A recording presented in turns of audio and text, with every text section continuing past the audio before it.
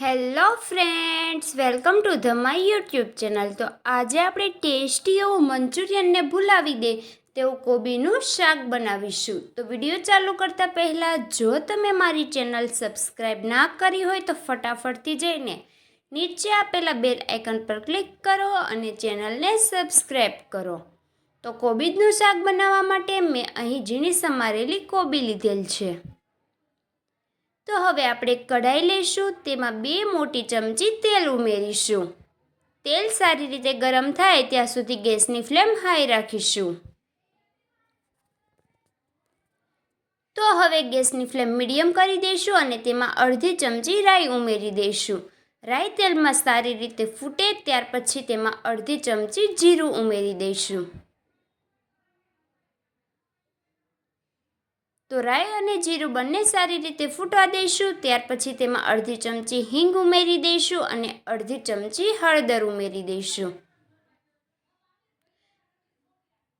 તો બધી જ વસ્તુ ઉમેર્યા બાદ હવે આપણે જે ઝીણી સમારેલી કોબી રાખી છે તે ઉમેરી દઈશું.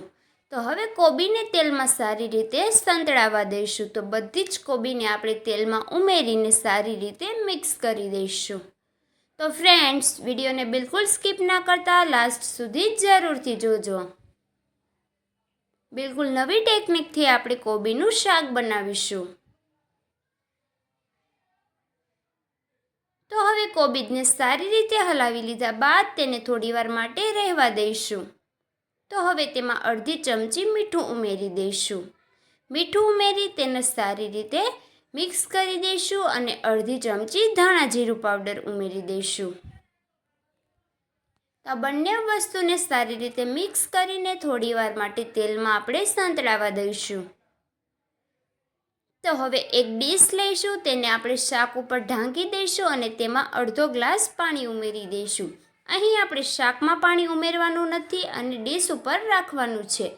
તો 10 મિનિટ પછી તમે જોઈ શકો છો આપણી કોબી છે તે સારી રીતે ચડીને રેડી થઈ ગઈ છે.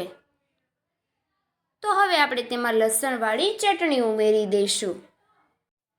તો લસણવાળી ચટણી ઉમેરવાથી ટેસ્ટ એકદમ સરસ આવે છે. તો હવે આપણે તેને સારી રીતે મિક્સ કરી દઈશું અને તેને થોડીવાર માટે રહેવા દઈશું.